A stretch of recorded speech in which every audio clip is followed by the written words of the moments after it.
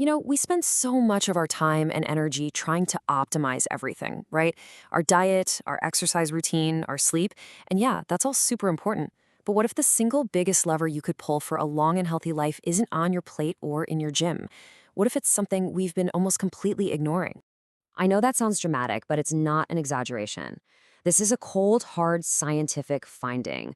A serious lack of social connection has a physical impact on our bodies that's so severe, it's actually comparable to one of the most destructive habits on the planet. Let's just let that sink in for a second. The biological stress, the wear and tear caused by being chronically lonely, is equivalent to smoking more than half a pack of cigarettes every single day. So, how is that even possible? Let's dig into why this invisible force has such a massive physical effect on our health. And this really gets to the heart of it.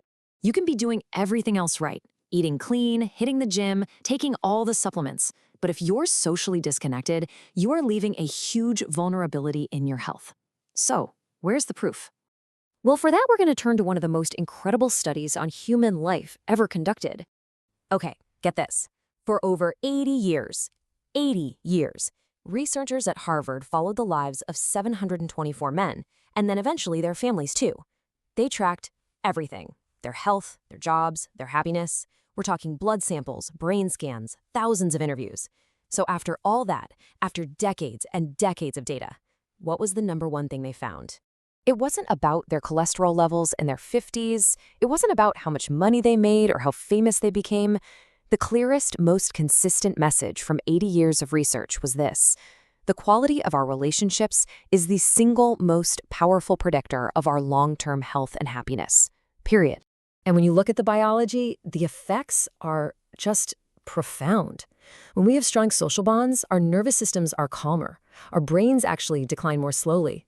We have less chronic inflammation, which is a driver of so many diseases. But loneliness, that puts the body into a constant low-grade fight or flight state. And that stress doesn't just feel bad. It literally accelerates the aging process right down at the level of our DNA. Okay, so we've established the what, but now for the why. What's the actual biological mechanism that turns a good conversation with a friend into a longer, healthier life? Well, it turns out it's not just about having buddies to hang out with. It's deeper than that. It's about having a sense of purpose. And the Japanese have this beautiful concept for it called ikigai, which basically means your reason for getting out of bed in the morning. And the effect of this on our bodies is just astonishing.